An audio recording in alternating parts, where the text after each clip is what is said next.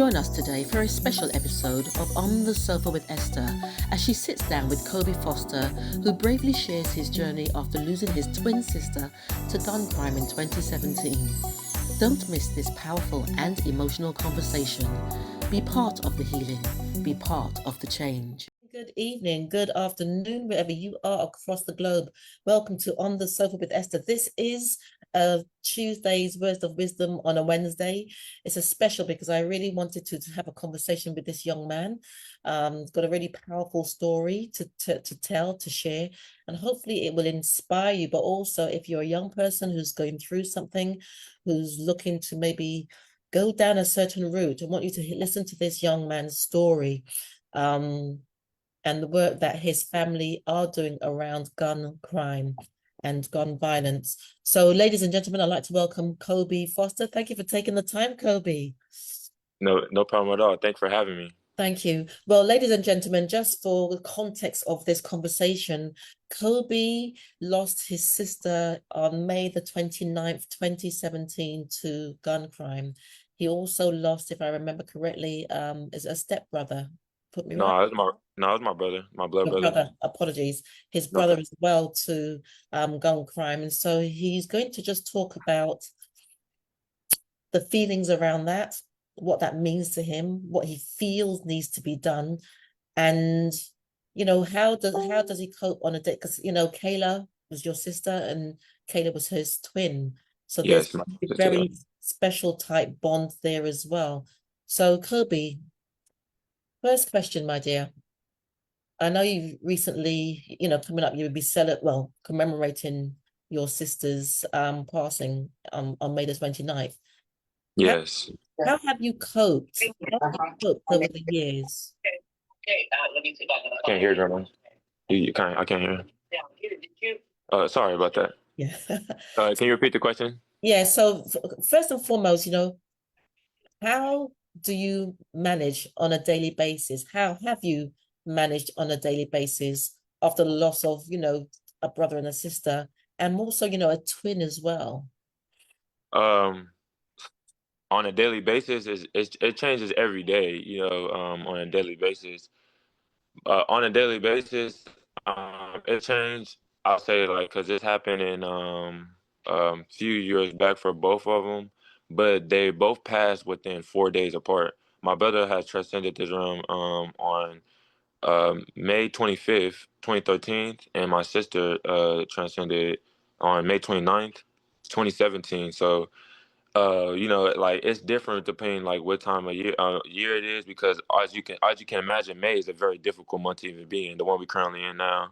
And in the beginning, I try the way I managed with it is try to act like it didn't exist, or like not try to act like, or try to think about it the least amount as I can, because it hurted so much. Once it was like a physical, like, it wasn't just emotional, like I could physically feel that pain. So, and a lot of that time I was traveling in England on the beginning years of this, so it was really easy to go to a different world per se, and ignore these traumas. But as the years goes on, I can see that with the ignoring what it did and how it affected my overall mood in everyday life. Um, Trying to suppress something that really needs to be, addressed, though. So how I deal with it on every day, it really changes every day. But like in the beginning, I struggled the most. But now that I would try to every day I try to find something to appreciate it, because the way I was dealing with it at first was making me bitter, or making me mad, and making me angry, making me hurt. And when you view things from a place of gratitude, it's a entirely different vision of what you're seeing. You know what I mean? I'm trying to find something that's positive, rather than looking at something that hurt me to the core. So that's how I'm dealing with every day. Okay, so do you think that's because time has allowed you to think that way because you had to go through that process of grief, or was it that you've just learned a different way of grieving? Does that make sense? There's slightly two different things. And was it family that supported you in getting to this place of dealing with things differently?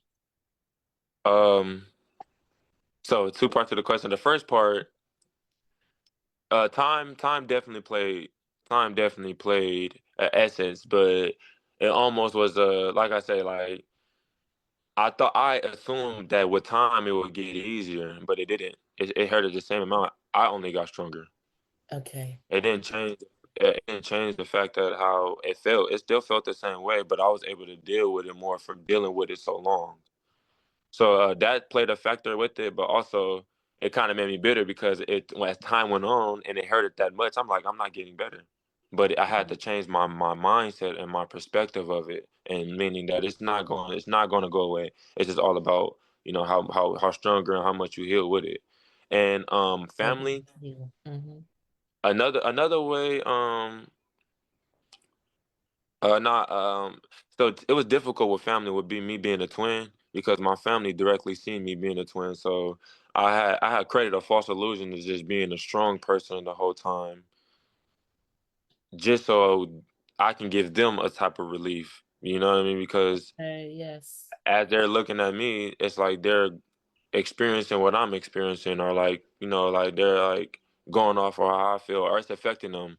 So um I like family wasn't really a big help because or I didn't allow it to be a help for that reason. Like I didn't want anyone to it was so traumatic in itself already, and everyone are entitled to their feeling and being this hurt. But me seeing me hurt, it was just like a double whammy to that wound. So I wouldn't say family. I feel like I help family more than family helped me. Okay, okay. And so can we go back a bit to, if you don't mind, to No, share not at all. how how your brother and sister died, because also it was quite poignant with the way your sister passed. She was about to graduate. Is that correct? Am I Yes. correct? Is it 10 days after she passed? Yes, it was about that. It was very close. I don't. It was such a blur at the time, but I remember it wasn't much. It wasn't. Yeah, it was 10 days. Yes, it was. Mhm. So so they both have passed away due to gun violence in our city in our state, And and where is that? Where is that, Kobe? so we live in Fresno, California. Okay. We live in Fresno, California, and yes, this happened. They both happened on the west side of Fresno, particularly the excuse me, specifically on the west side of California, right around the corner from each other, Wow. literally. And they're both was tragically done for gunshots to the back of their head.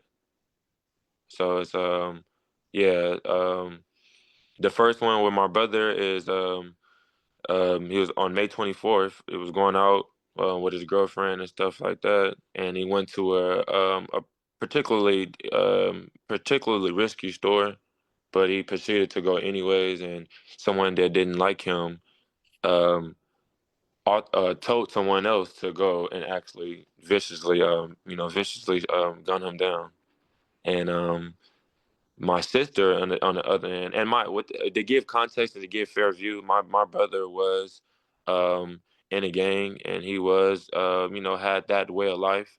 Mhm. So not to say that he just deserved to though, but just to give like fair context and you know what I mean. But with my sister, it's nothing like that. It's nothing like that. The sweetest lady, sweetest being you can meet.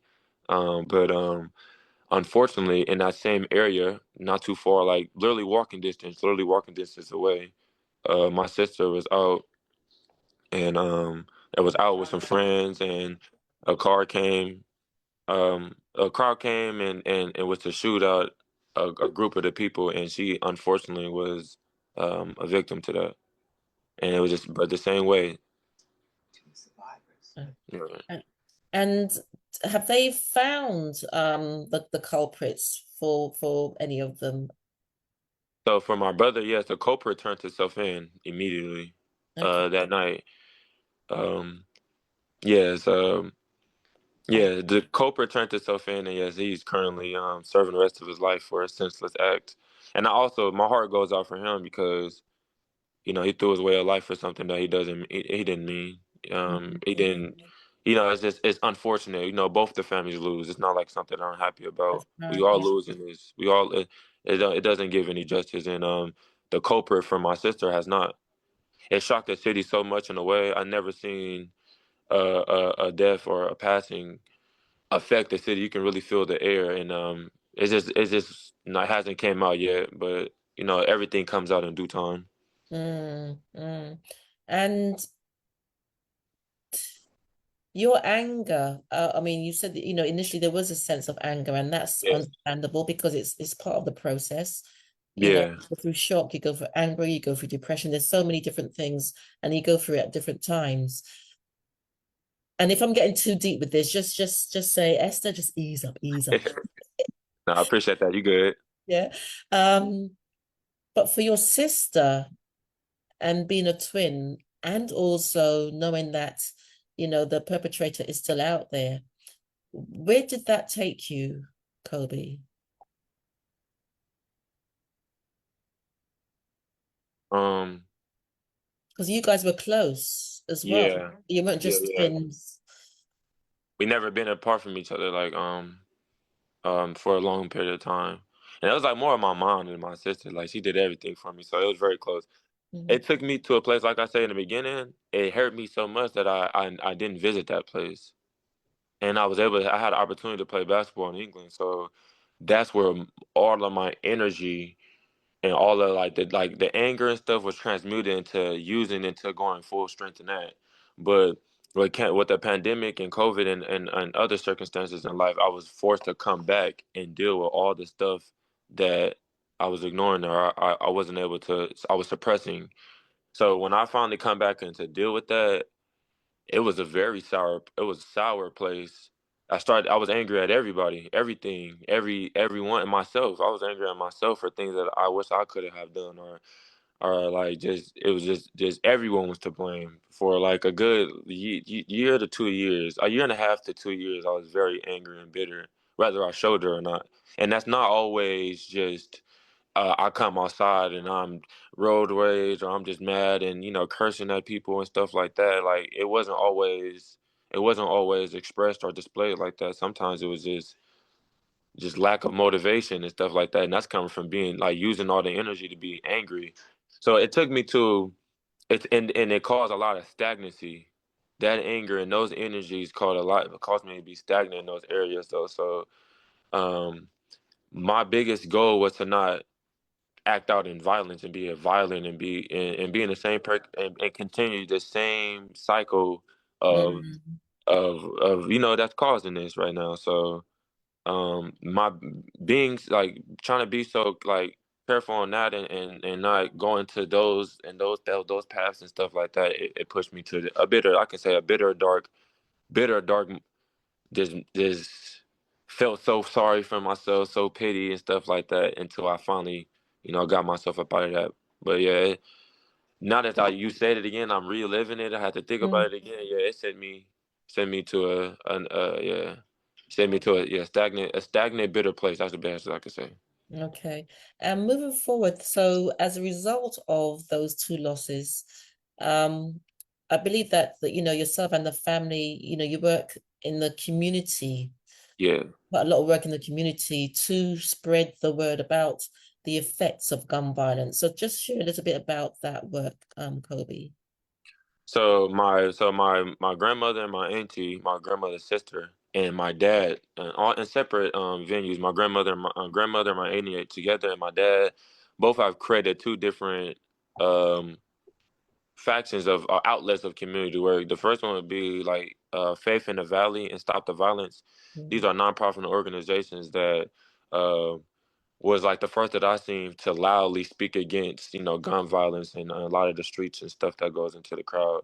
And we celebrate something. We have something called Juneteenth out here. I'm pretty sure mm, you have that. Yeah. So we don't have it. doing the Juneteenth is another big way where these two organizations come together and bring the community to ways to all provide. People got to come out and eat. You got to provide something for someone to come. No. But when you provide the bounce houses, the horses, the snow cones, and the vendors and stuff like that, it's also for awareness for yeah, for community engagements, along with turkey giveaways and stuff like that. You always have to bring people in. No one's coming out. No one wants. They Mm. always want the free stuff. They're not coming out for free. So with the turkey giveaways and engaging with the community in those ways, and something what we call Teen Summit, well, we get all the, the children of the surrounding areas, you know what I mean? Because the children is the future. You know, you can work on adults, but it's easier to change the generation of kids than it is adults. So with the Teen Summit, it bring all the kids that's in the proverb areas and high risk kids, and bring speakers that has like experiences and powerful experiences, so the children can relate, and pretty much see that like you're not alone, and you're not the only one that's going through things. A lot of people are going through things, and these are the tools they use to navigate and get through Mm. this. So with my father, he has something called Advanced Peace, or he's under with an organization called Advanced Peace, which is like the number one gun violence in the nation inside the United States, and it significantly decreased gun violence to like I think it was like 35% in its first year. Then another year they had like only like 18 shootings or something. Like, don't quote me on that, but where it usually be murders and shootings every month in this state, in this city. So these are two factions of community work that my parents, I mean my elders done, but me personally, the community work um, is reaching out to my peers, or people I can reach out to, whoever that is, and this is in different areas, whether it's with food, or whether it's basketball games and things, that's the things that people like, and sneaking in words of high vibration, and words that will grow and plant seeds to usher in growth. You know what I mean? What I noticed, it has to be subtle. People don't want to hear a preacher. At least Yeah, people my age, they don't want to hear a preacher, or people yeah. talking that nature. So you got to get something that they like to do, like basketball, or even standing out in the parking lot in the summertime. You know what I mean? And then also just bringing awareness and making it cool to not be so hood, or be street or violent. There's a sick persona and an illness that's been put over our youth, that you have to be tough to be a man, or you have to be tough to be Mm. valid or I was going cool. to ask You have you to, that. Yeah. yeah, you got to be violent. Yeah, yeah. I can stick that. I don't want to mess up your question, so you No, know no, what I mean. no, I'm no, gonna no. cut You that down. continue because it's almost like you've just continued in the same vein. Because I was going to ask you, what are some of the situations where that young people say that they feel they need to be, like a bad man. I could say in my family, they didn't allow, like, one of the things that made me struggle dealing with my tragedies is in my family it's told that men don't cry. I You're was going to. tough. You're Oh my gosh. yeah, Think yes, brilliant. I was going to yeah. ask you that. Yeah, Oh as a yeah, men man. don't cry. You tough, man. You good. You'll be all right. You got it. And I was suppressing a lot of energies, not being cried. But I started to learn that that's one of the manliest things you can do, is be vulnerable. Vulnerability. Your eyes is the window to your soul. So you gotta release. The only way to cleanse it is to release in that water. You gotta cleanse it. You have to cleanse it. So it's important to cry. But one of the ways that I could say for a man, a male, is being vulnerable, to be able to express your feelings, to be able to have the emotional intelligence, to be able to articulate how you're feeling, cause you to be vulnerable. But when you're vulnerable, you're not safe. You have to be vulnerable in a safe place. You know what I mean? And sometimes yourself and your mind isn't a safe place for you to be vulnerable with. Mm.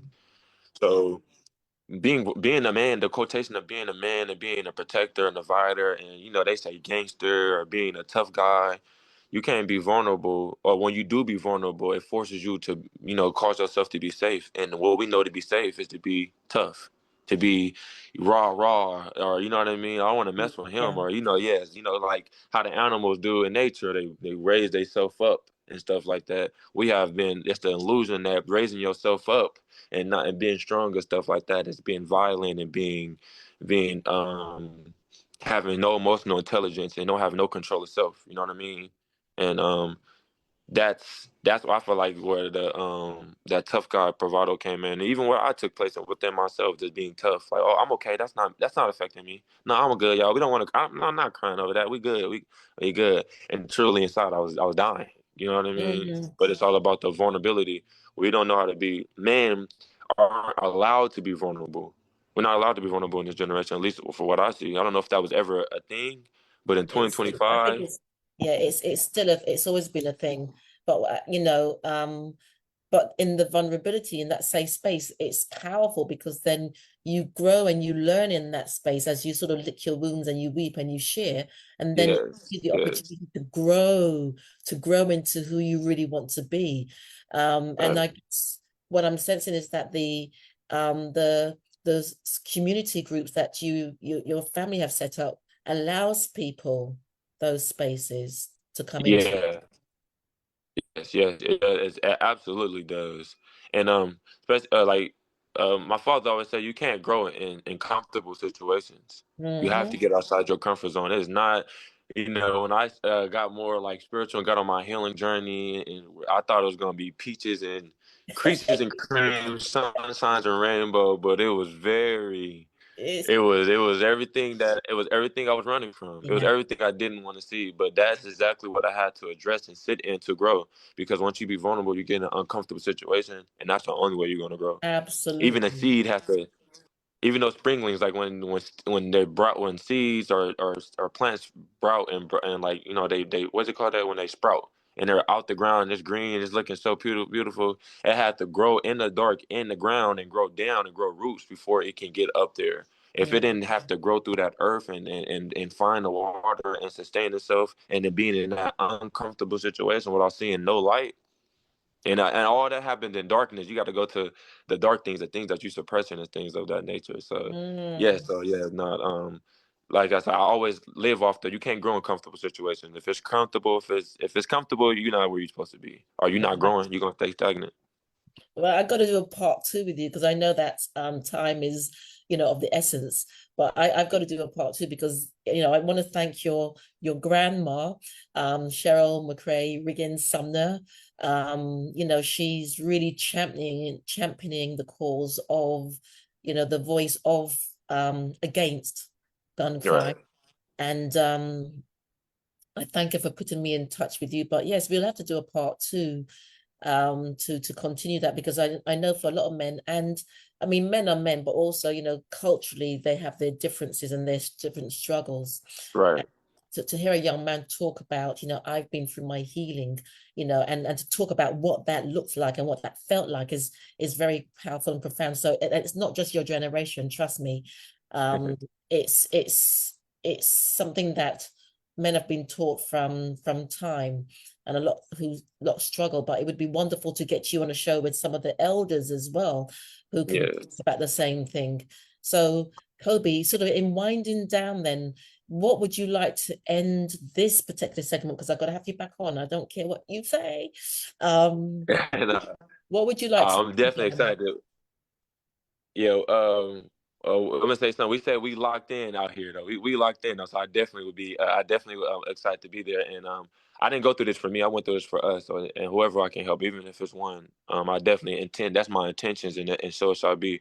But what was the last one thing you said? Is What it I want to say. I mm-hmm. want to say this. Um,